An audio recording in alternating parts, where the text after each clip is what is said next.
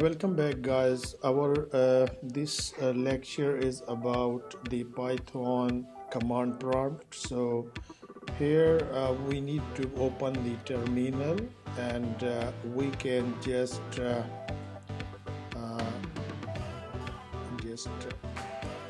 improving its um,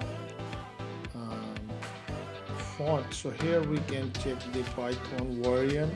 By default 2.7 is installed on the Mac machine, and further you can install it as well, the different multiple versions of Python on your machine.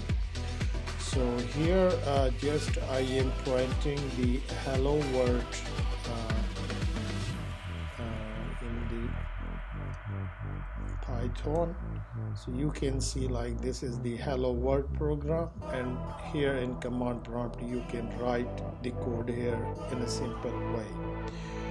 Also you can exit by this command from the terminal.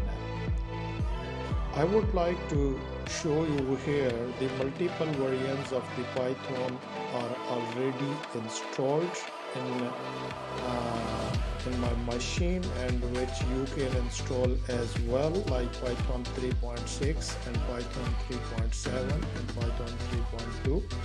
These are already separately installed. From here you can use this idle application for this, or Python launcher you can use for the to launch this Python version. And here it is, like here you can set the Python interpreter and the Python script and other settings, and reset to factory settings as well if you want. Then these are the basically the preferences for it, and open or recent or new you can use that. And here and through the IDL you can open and write the code. So here if you see in this terminal, so here this is the 3.7.2 version of the Python is available here, and here if we will write here like this, then it will showing us the syntax error, missing operation, because this is 3.7 Python.